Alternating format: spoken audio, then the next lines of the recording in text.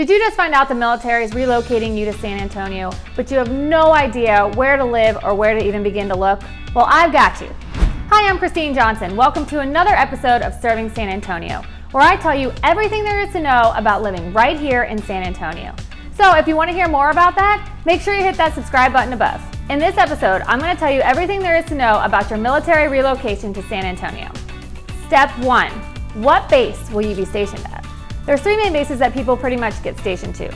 That's Lackland Air Force Base, Fort Sam Houston, and Randolph Air Force Base. There's a couple one-offs like Camp Bullis and Kelly Air Force Base, but I don't get a lot of people that are relocating there. Step 2, how much do you want to spend per month? Think about how much money you want to dedicate towards your housing allowance.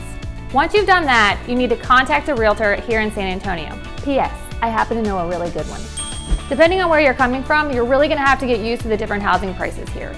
And like I've said before in some of my previous videos, depending on what area you live in, the property taxes really can differ. So make sure you talk to your realtor about the different property taxes when you find an area that you like. Step 3, how far do you want to commute from base? Do you want a short commute to work, or do you not mind about a 25 to 30 minute commute to work to live in a different area? If you're going to be stationed at Lackland Air Force Base, I highly recommend checking out Alamo Ranch. It's a great family-friendly area. It has great amenities, lots of shopping, and I did do a video on it, so if you want to check that out, you can check it out on my page as well. But Alamo Ranch gives you tons of affordable options, so I highly recommend it. Now, if you're relocating to Fort Sam Houston, it can be a little bit trickier.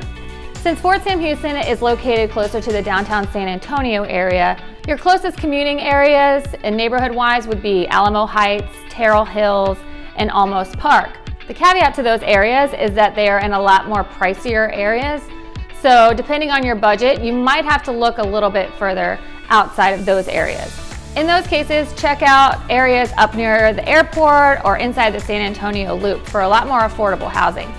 Now, if you're going to be stationed at Randolph Air Force Base, I highly recommend you look in the Shirts or Converse area.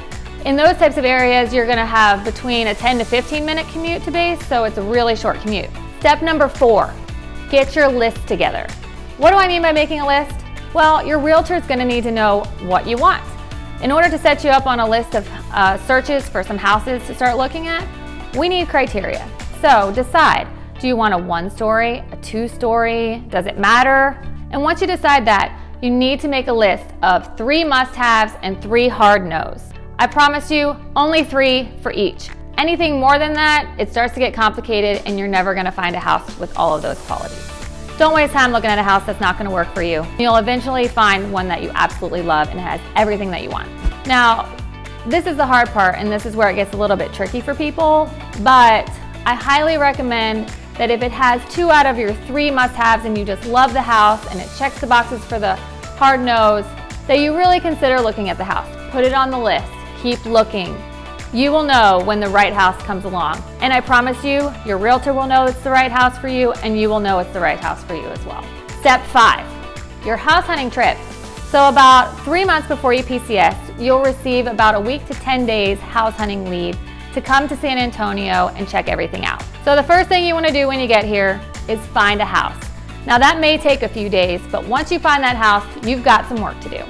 So while you're in your option period, you're going to want to make sure you get the home inspector out to inspect the home while you're still in San Antonio. So I highly recommend you get a home inspector out there within the first 3 days of being under contract, if that's possible. I know it's possible, it can happen, so don't sweat it. You want to be there in case there's any issues that come up, and that way you can talk to the inspector while you're there, because I find it very important that you go at the very end of the inspection, talk to the inspector, walk through the house, see what he or she says, and then you can decide on what repairs you want, if any.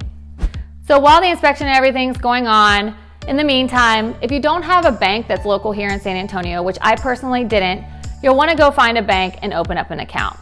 There's some banks here that are really popular, like Navy Federal, USAA, Security Services, and then my personal favorite, Randolph Brooks Credit Union. Second thing you want to do, you'll want to check out the daycares.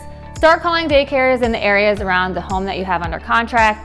Schedule visits to go visit the daycares while you're in town. If you have your children with you, make sure you, of course, bring them with you so that they can see the place as well. Now, same thing goes for if you have kids in grade school.